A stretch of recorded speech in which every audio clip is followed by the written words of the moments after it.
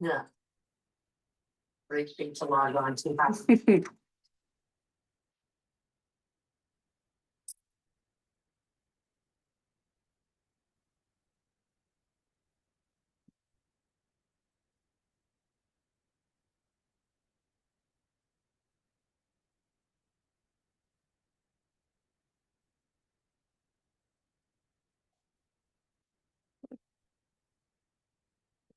Hello, everybody. We are so glad to have you here with us for our read aloud today. Hello, everyone. Welcome. Happy Halloween. I'm hearing ghosts in here too. I think it's the bird TV is really going crazy. Yeah. We got lots of spirits in here today. We're excited to have you.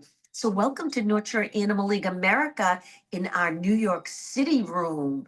I don't know if any of you are from New York, or even if you're not from New York. Casey, why don't you just show them a little bit? We've got you might recognize this bridge over here. We love our Brooklyn Bridge. And then if anybody's rode a subway, we have a subway with advertisements dedicated to kitties. And then over there, what do we have over there, Casey? The Empire State Building. Building. So the kitties, as you can see, enjoy this room. Lots of places for them to climb and rest and hide and get sunlight. So anyway, let's begin. We have a great book for you today called The Witch's Cat. And this looks like a really good Halloween book. The Witch's Cat. Sonica Ellis is the author and Harriet Rodas was the illustrator.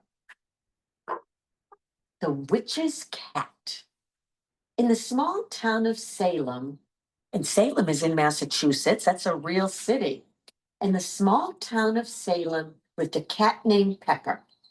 Pepper was the blackest cat you'll ever see. She had very large eyes like saffron saucers, and within each lived a small black crescent moon. Pepper lived with her Aunt Glinda, who happened to be a witch, in a cozy little house at the end of the block. One bright and sunny day, all the cats in the neighborhood were out playing in the summer sunshine. All except little Pepper.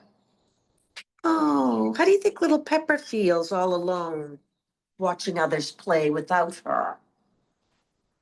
Bet it doesn't feel too good. Well, the other cats leapt from ledges, batted about bouncy balls, pounced on papers, and engaged in all sorts of play with one another. Pepper sat by herself. As dinner time approached, Pepper began to walk home. Oh, I wonder if the kitties even saw Pepper. You wonder. All the other cats are either gray or brown or white, Pepper thought to herself. Some are even brown and white.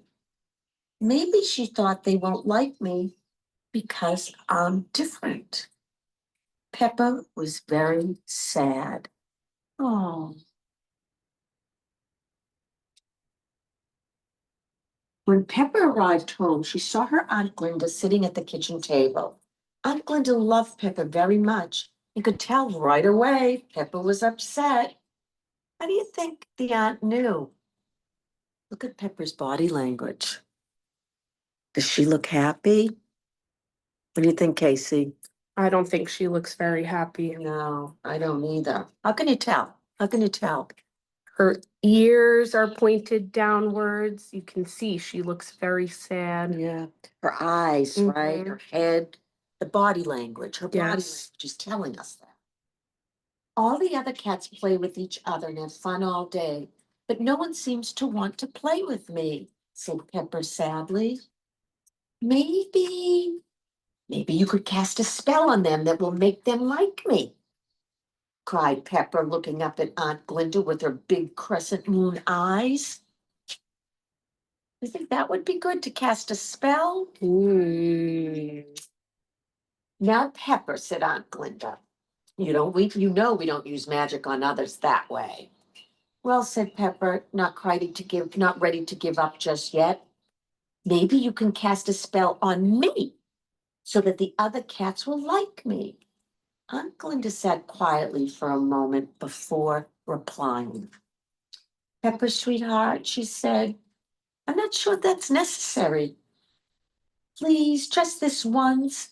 Please, begged Pepper, rubbing her cheek softly against Aunt Glinda's hand. Aunt Glinda thought for a moment more and finally said, all right, Pepper, if it means this much to you, then let's do it.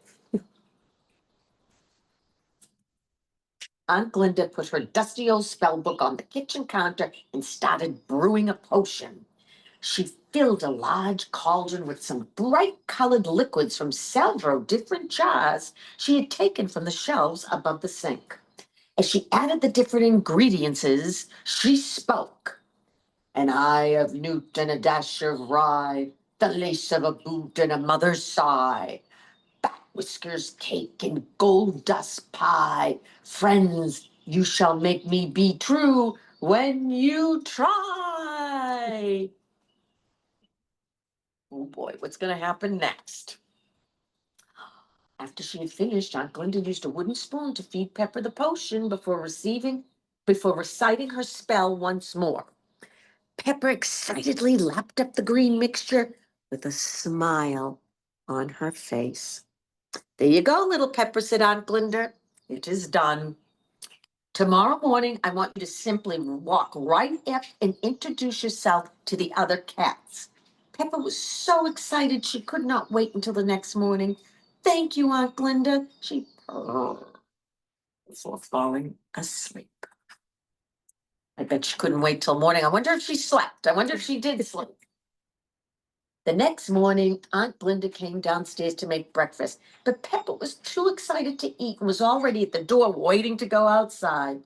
You're certainly up early, Pepper, said Aunt Glinda, smiling. Are you ready to go out and make friends? And look at Pepper's, how her body language changed too. Oh, boy. She looks much more excited, so eager to be out there.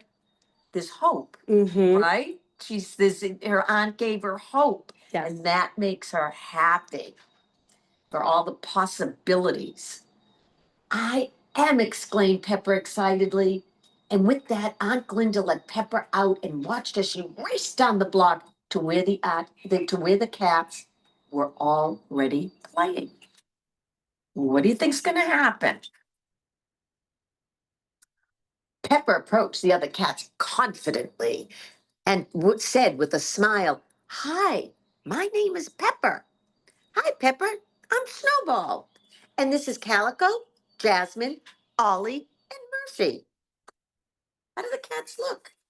Do they look like they're happy to see Pepper and meet her? I think so. I think so. Pepper and her new friends had a wonderful time playing all day until it was time to go home for dinner. Oh, that makes me happy. Mm-hmm. That they're all happy and friends and playing together. Doesn't matter, right? Doesn't matter if one's white and the kitty's spotted or the kitty's black or the kitty's brown or gray. Doesn't matter.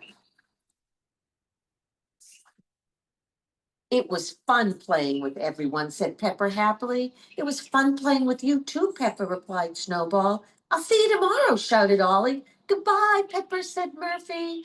Goodbye, everyone, replied Pepper as she made her way back home. Pepper arrived home to find Aunt Glinda sitting at the kitchen table. Aunt Glinda, shouted a very happy Pepper. The spell worked. Everyone liked me. I made new friends and we played all day.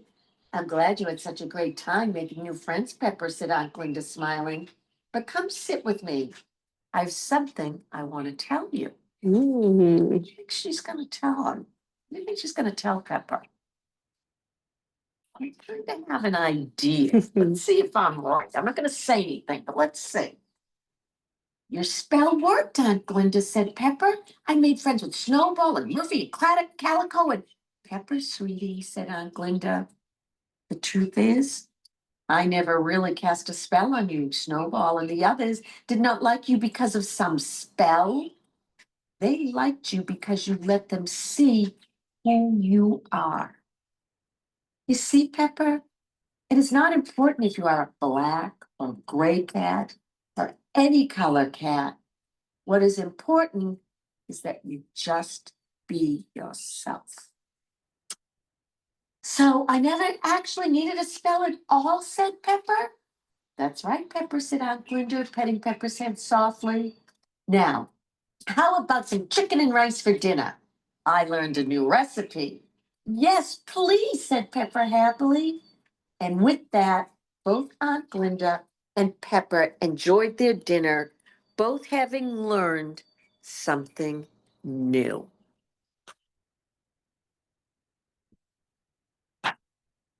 See? So, today is a day to celebrate. We're having fun with Halloween, right? But as you know, and people think it's fun. They'll say black cats, don't let a black cat cross your path, or a black cat could be unlucky. But those are just all, those aren't facts. Those are what we call, what's the word I'm looking for? The misinterpretations and the stereotypes, stereotypes. That's what we call a stereotype. When you judge somebody because they look a certain way, you never want to do that because we're all unique. You're all unique and you're all very, very special. And black cats is just simply they're black. That's all. And they're beautiful, wonderful, loving, friendly cats. And I actually think they probably bring you good luck, the black cats. Oh, yes. And our little friend came back Yeah, so to hang out Casey, for why the don't rest you of the show read them? aloud. Hello. Hello, little one. Hello. So this is one of our black cats here at North Shore Animal League America that is up for adoption.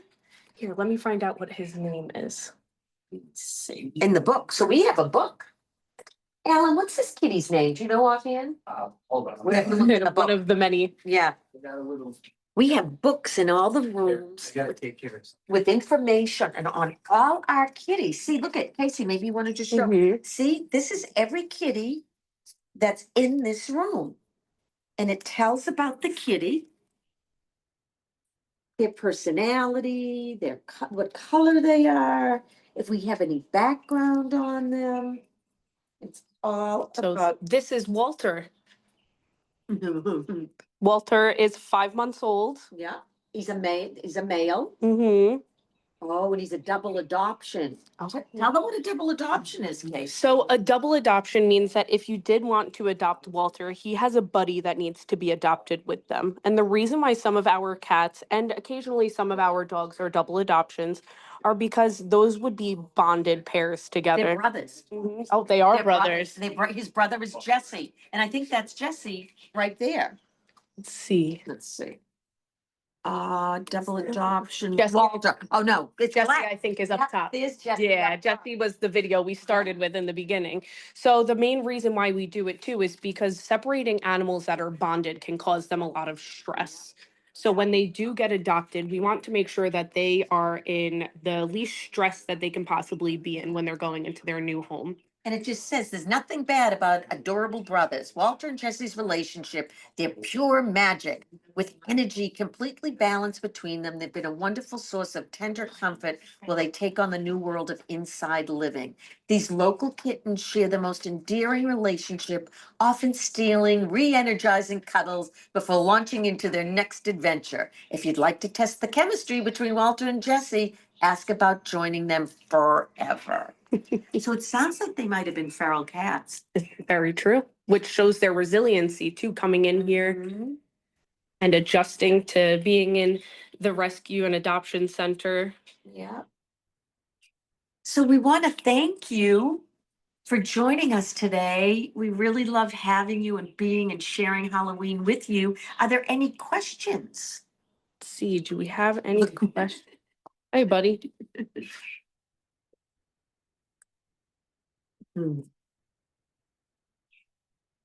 He's a love bug. Oh, That's yes. what I call a love bug.